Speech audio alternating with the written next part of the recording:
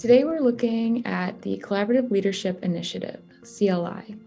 CLI is a partnership between the Chiefs of the Southern Chiefs Organization and the mayors and reeves of the Winnipeg Metropolitan Region. Since 2017, CLI leaders have been working through the process of reconciliation facilitated by the Center for Indigenous Environmental Resources. Leaders have identified the protection of clean water, waste management, increasing economic opportunities, and good jobs as potential areas for collaborative action. The priorities identified by the CLI leaders also aligns with several of the United Nations Sustainable Development Goals, UN SDGs, including SDG 16, Peace, Justice, and Strong Institutions, which calls us to ensure people feel safe and comfortable living in their communities. Elected leaders have come together through the CLI process to transform their relationships, policy, governance models, and the way they work together. All leaders agreed it's important to ensure what we are learning is carried on by the next generation. UN SDG 16 refers to promoting peaceful and inclusive societies for sustainable development, providing access to justice for all, and build effective, accountable, and inclusive institutions at all levels. This aligns with the CLI's core mandate of reconciliation. Today we are going to talk with Laren Bill, who has shared his knowledge and expertise with the CLI since the inception in 2017. Laren, you've helped lead meetings, guide understandings, and provide insight and support to the entire group. Your perspective has played an integral role in helping build the CLI.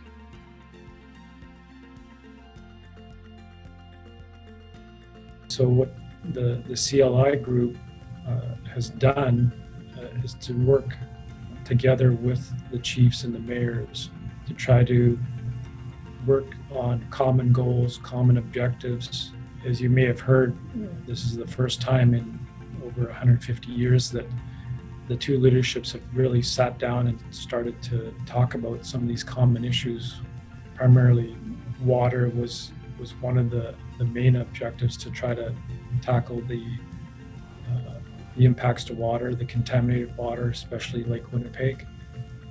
So this initiative is very important at this time, just given the many stressors that are occurring to the environment or happening in the environment.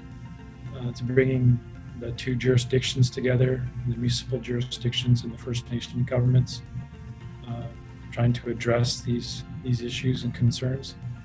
So it's very timely and very important at this time that we're dealing with these pressing environmental concerns.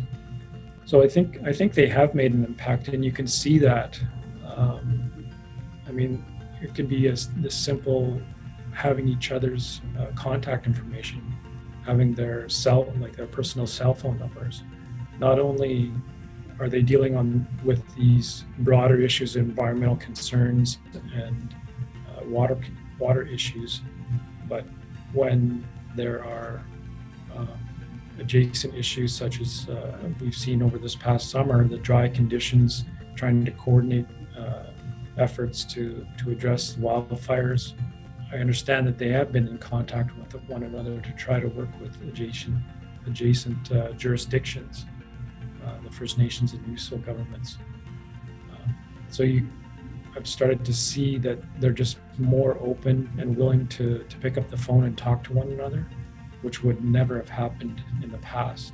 Over this past year as well, there's been numerous reports of the unearthing of the graves, that unmarked graves of the children that had passed away as a result of mistreatment and very poor living conditions at the residential schools. And some of the mayors and reeves have reached out to the chiefs and just to check in to see how things were in their community and how they were dealing with these tragic news.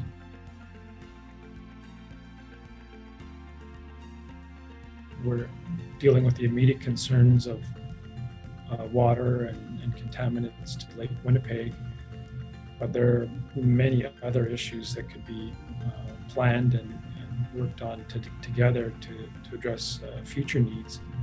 As we've seen these weather conditions over the summer, more planning around emergency preparedness, as well as planning around food security. I think those two are going to be very critical to work together with adjacent municipality and First Nation jurisdiction. Just as the climate changes more frequently and the patterns are no longer consistent, I think it's going to take the efforts of everyone coming together to survive those changing conditions.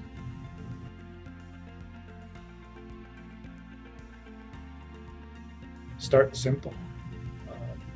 The way that this process initially began was simply bringing all the leadership together and having a breakfast meeting. Just very informal, no set agenda, just bringing people together and sitting down and having a meal. It's one of the most overlooked, I think, form of setting and bringing peoples together, but it's the most commonly used when you think about families or events. Having a meal together and being able to just talk about themselves or things happening in their community.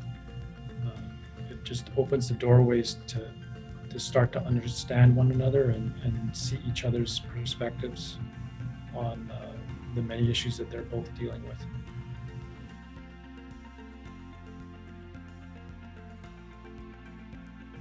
Like in the Indigenous perspective, it's a long-held view that we don't own the land, but we take care of the land. We're stewards of the land. So we do our best to leave a small footprint on the land and only our footprints behind. So in that Indigenous perspective is to not engage in activities that'll have a lasting impact or be a major detriment to the environment and the wildlife and the creatures that also live off the land. It's more of a holistic view in terms of economic development and being able to subside off the environment, off the resources, but also only take what you need. And economic activities that First Nations are engaged in, we still subscribe to that worldview of taking care of the land and being stewards of the land.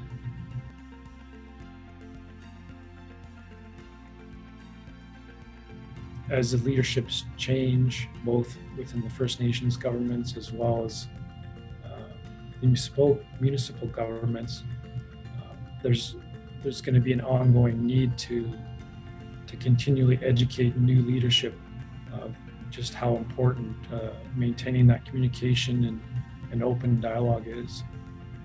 So I think this model would definitely be beneficial right across Canada, just to engage in other projects, as well as learning the history and understanding the impacts of residential schools, and try to, through education, I think is the only way reconciliation will be truly achieved. Chiefs from the Southern Chiefs Organization and the mayors and reeves from the Winnipeg metropolitan region are working together to bring different perspectives and knowledge systems to the table that will help their communities confront common challenges. Together, the Collaborative Leadership Initiative is working towards meeting the goals of SDG 16, peace, justice, and strong institutions. Together, these leaders are showing us how to collaborate for a more sustainable region.